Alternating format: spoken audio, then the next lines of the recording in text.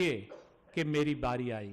मैं नहायत ही अदब व एहतराम के साथ हमारे हरदिल अजीज़ वज़ीर आला आली जनाब ए रेवंत रेड्डी साहब से गुजारिश करूँगा कि वो अपने ज़र्रीन ख्यालात का इजहार फरमाएँ। ए रेवंत रेड्डी साहब, आप ज़ोरदार तालियों से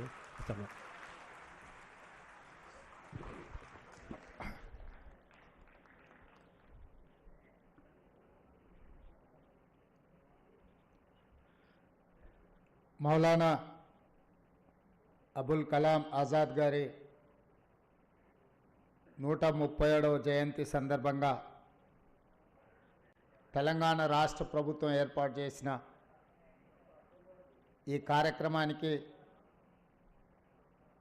మిత్రుడు మంత్రివర్యులు పొన్నం ప్రభాకర్ గారు, తెలంగాణ రాష్ట్ర ప్రభుత్వ సలహాదారు మాజీ మంత్రివర్యులు మొహమ్మద్ అలీ షబ్బీర్ గారు, రాజ్యసభ సభ్యులు మిత్రుడు అనిల్ కుమార్ యాదవ్ గారు, వివిధ కార్పొరేషన్లకు సంబంధించిన చైర్మన్లు, మైనారిటీ నాయకులు, మైనారిటీ మిత్రులందరూ ఈ కార్యక్రమంలో పాల్గొని తెలంగాణ రాష్ట్ర ప్రభుత్వం ఈ రాష్ట్రంలో ఉండే మైనారిటీ యొక్క అభివృద్ధి సంక్షేమం కోసం చేస్తున్న ప్రయత్నాన్ని, ఏర్పాటు చేసిన ఈ కార్యక్రమాన్ని విజయవంతం చేసినందుకు మీకు అందరికీ మనస్ఫూర్తిగా ధన్యవాదాలు. మొన్న జరిగిన ఎన్నికల్లో డిసెంబర్ 3, 2023 నాడు వచ్చిన ఎన్నికల ఫలితాలలో కాంగ్రెస్ పార్టీని అధికారంలోకి తీసుకురావడంలో మైనారిటీలు తమ వంతు కీలక పాత్ర పోషించి 65 శాసనసభ స్థానాలు గెలిపించి ఒక ప్రజాస్వామిక ప్రభుత్వాన్ని ఏర్పాటు చేసి ఈ ప్రభుత్వంలో మెజారిటీ మైనారిటీ అనే భేదభావం లేకుండా హిందువులైనా ముస్లింలైనా తెలంగాణ రాష్ట్ర ప్రభుత్వానికి 2 కళ్ళ లాంటి వాళ్ళు, మనిషి 2 కళ్ళను జాగ్రత్తగా కాపాడుకున్నప్పుడే ఆ మనిషి చూపు కానీ ఆ మనిషి భవిష్యత్తు కానీ బాగుంటుందని ఏ విధంగా భావిస్తుందో ఈరోజు తెలంగాణ రాష్ట్రంలో కూడా హిందూ ముస్లిమ్స్ని 2 కళ్ళలాగా భావించి అభివృద్ధి పదం వైపు నడిపించే ప్రయత్నం మన రాష్ట్ర ప్రభుత్వం చేస్తున్నది. ఈ ప్రయత్నంలో మీరందరూ కలిసి రావాల్సిందిగా, మీరందరూ అండగా నిలబడితే మైనారిటీ సంక్షేమం కోసం, మైనారిటీల యొక్క విద్య, ఉద్యోగ, ఉపాధి కోసం రాష్ట్ర ప్రభుత్వం అహర్నిశలు ప్రయత్నం చేస్తుంది అని చెప్పి నేను ఈ వేదిక మీద నుంచి చెప్పదలుచుకున్నా. వివిధ సందర్భాలలో చిన్న చిన్న అంశాల ప్రాతిపదికన ముస్లిం మైనారిటీ సోదరులు అప్పుడప్పుడు కాంగ్రెస్ మీద అలుగుతుంటారు. मैं एक बात साफ साफ कहना चाहता हूं, मुसलमान माइनॉरिटी लोग खासकर इमोशनल लोग हैं, छोटे छोटे चीज़ों पे भी नाराजगी दिखाने के लिए कभी कभी कांग्रेस पार्टी को थोड़ा दूर होने के लिए कोशिश करते हैं, मगर जब जब ज़रूरत है तब तब हमारे मुसलमान माइनॉरिटी लोग ने कांग्रेस को साथ देकर कांग्रेस का सरकार बना के इस देश में एक संदेश देने के लिए कोशिश किया हुआ है तेलंगाना राज्य में। मैं हमारे भाइयों बहनों से एक ही बात साफ साफ कहना चाहता हूं, इस देश में 2 ही परिवार लोग हैं, एक मोदी परिवार लोग है, दूसरी गांधी परिवार है। इस देश को तोड़ने के लिए मोदी परिवार 70 साल से कोशिश कर रहा है। हिंदू मुसलमानों के बीच में एक दीवार खड़ा कर चुनाव जीतने के लिए, सरकार बनाने के लिए मोदी परिवार ने कोशिश कर रहा है। उनका कोशिश जारी है। उन लोग मौके पे कुछ फायदा भी उठाए, मगर अपना नेता राहुल गांधी जी जो आजादी के लिए लड़ा था, 10 साल जेल में था पंडित जवाहरलाल नेहरू जी। जब पंडित जवाहरलाल नेहरू जी आजाद हासिल करने के बाद भारत की सरकार बनाने में कामयाब होने के बाद उनके सरकार में मौलाना अबुल कलाम आजाद जी को विद्याशाखा मंत्री बनाए। आज के तारीख में हिंदुस्तान में जितने भी पुराना यूनिवर्सिटीज है, आज के तारीख में इस देश में जो doctor, lawyer, engineer, IAS, IPS जो बन रहा है, उन लोगों को पढ़ने के लिए मौका दिया हुआ है। जो एजुकेशन पॉलिसी, वो एजुकेशन पॉलिसी ने बनाया मौलाना अबुल कलाम जी। इसीलिए आज के तारीख में इस देश में ना हिंदू, ना मुसलमान, ना क्रिश्चियन, ना सिख, कोई भी हो, आज के तारीख में आईएएस, आईपीएस अगर कुछ ऑफिसर बने, कुछ डॉक्टर बने, लॉयर बने, इनके पॉलिसी के वजह से 11 साल उन एजुकेशन मिनिस्टर था। नेहरू जी के साथ साथ खड़ा रहकर आजादी के लिए लड़ा है। एजुकेशन रिफॉर्म्स में उनके साथ में काम किया।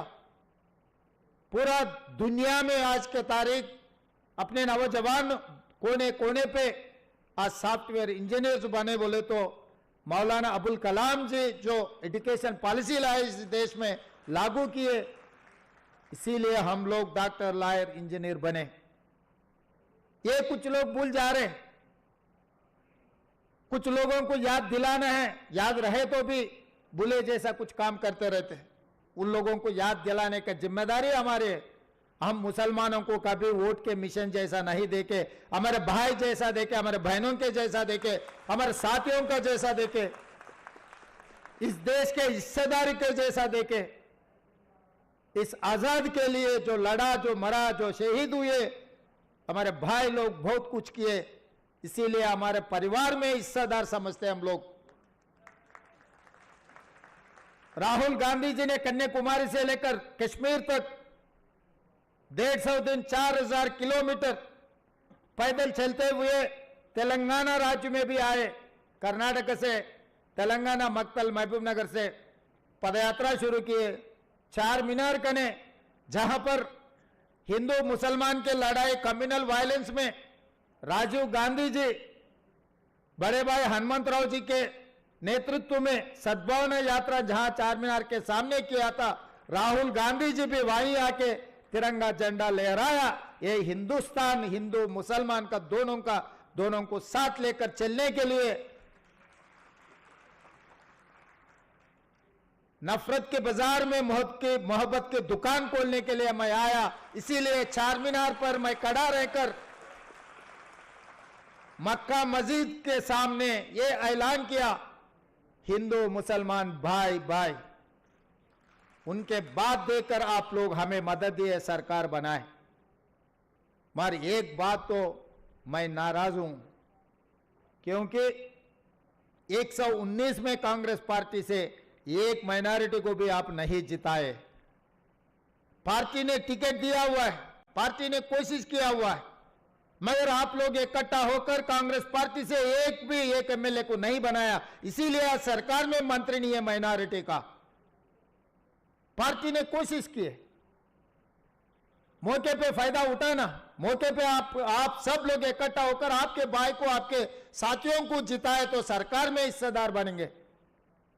फिर भी हम लोग एमएलए नहीं बने तो नहीं बने, पर सरकार के adviser, BC, SC, ST, minority, 90% of the population के जो बजट है उसका एडवाइजर मोहम्मद अली शब्बीर साहब को हमने बनाया।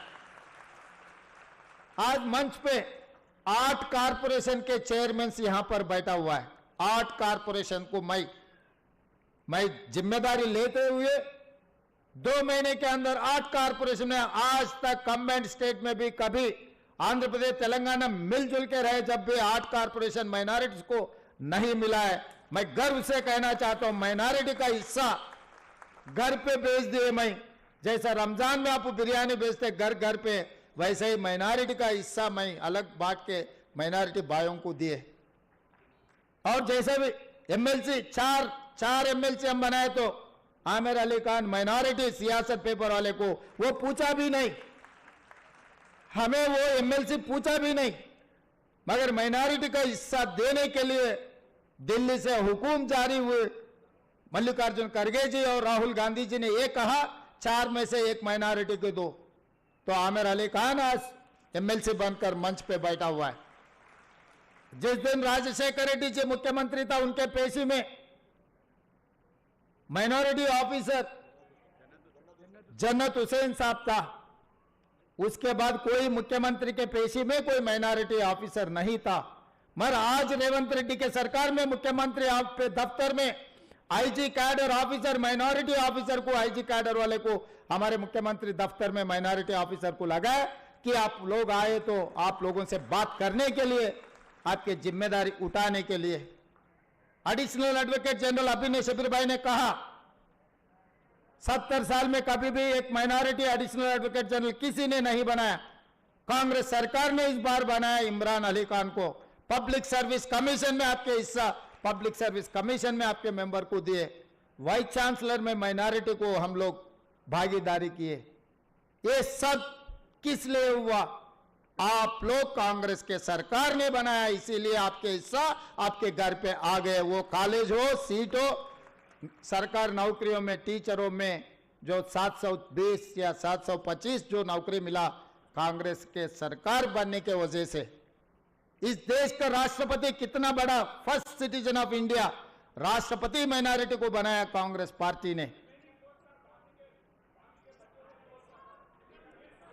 देखता हूं तो, और कुछ प्रदेशों के मुख्यमंत्री भी, कुछ प्रदेशों में कोई भी पार्टी माइनॉरिटी मुख्यमंत्री को नहीं बनाए, मगर कांग्रेस पार्टी ने माइनॉरिटी इस देश में मुख्यमंत्री बनाए, इस देश में मंत्री बनाए।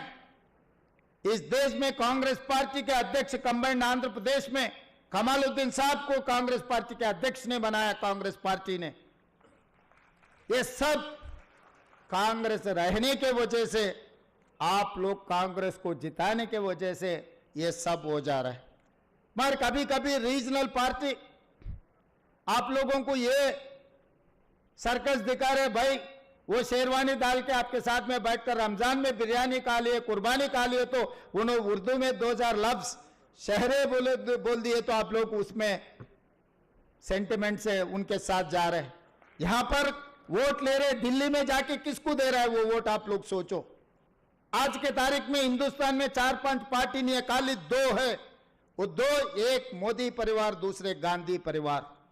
आप लोग डिसाइड कर लो, मोदी के परिवार साथ देना है या नहीं तो गांधी के परिवार के साथ देना है। अगर मोदी परिवार के साथ देना है तो आपके 4% जो रिजर्वेशन कांग्रेस पार्टी ने दिया हुआ है, शब्बीर अली साहब ने जो कोशिश किया हुआ है, डॉक्टर वाईएस राजशेखर रेड्डी ने जो लागू किया, 4% रिजर्वेशन मोदी जी ने निकालने वाले हैं। अगर कांग्रेस पार्टी रहा तो आप लोगों को रिजर्वेशन के साथ साथ नौकरी मिलने वाले, सीट मिलने वाले, सरकार में आप लोगों को हिस्सेदार बनाने वाले हैं। आप लोग तय कर लो। रीजनल पार्टी, छोटे मोटे नेता लोगों के साथ आप लोग अगर राजनीति में वोट दिए, वही वोट से आपको नुकसान पहुंचाने वाले हैं, इतना तो याद रखो। इसीलिए आज इस मौके पे हमारे भाई बहनों से मेरा एक ही गुजारिश है, देश, संविधान, आरक्षण खतरा में है। अगर मोदी को सबसे ज्यादा ताकत अगर मिले तो संविधान को बदलने वाले हैं, मुसलमानों का खासकर आरक्षण रद्द करने वाले हैं, इस देश को तोड़कर दीवार बना के 2 टुकड़ा करने के लिए, वो सरकार में बैठने के लिए कोशिश करने वाले हैं। आज महाराष्ट्र में आज चुनाव हो रहे, झारखंड में भी चुनाव हो रहे, वहां कैसे भाषण दे रहे हैं आप लोग एक बार जानकारी करो। अगर महाराष्ट्र में कांग्रेस के सरकार, महाविकास आघाड़ी सरकार नहीं बने तो कौन सी तकलीफ पहुंचने वाले आप लोग एक बार याद कर लो। क्योंकि ये तेलंगाना नहीं है, तेलंगाना, हैदराबाद तेलंगाना, हैदराबाद कर्नाटका, हैदराबाद महाराष्ट्र, बहुत सारे यहां बैठे हुए हमारे भाई बहनों के रिश्तेदार हैदराबाद महाराष्ट्र में है। आपके रिश्तेदारों को बोलो यहां से फोन करके, अगर हो सके तो 2-4 दिन चलो वहां पर। जाके वहां पर घर घर घूमो, सबसे मिलो। इस देश का ताकत हिंदू मुसलमान है। ये ताकत को तोड़ने के लिए जो कोशिश कर रहे हैं, इस चुनाव में उन लोगों को हराना है, नहीं तो नुकसान अपने को पहुंचा देंगे। ये नुकसान ये देश के लिए ठीक नहीं है। कांग्रेस पार्टी कुर्सी में बैठना नहीं बैठने से कांग्रेस पार्टी को कोई फर्क नहीं है। 70 साल में बहुत सारे साल सरकार चलाए, कुर्सी में बैठे, मगर इस बार तो बहुत जरूरी है, क्योंकि संविधान खतरा में है, आरक्षण खतरा में है। संविधान को बचाने के लिए, आरक्षण को बचाने के लिए आज के तारीख में महाराष्ट्र कांग्रेस सरकार बनाने का जरूरत है। उसमें आप लोगों का जिम्मेदारी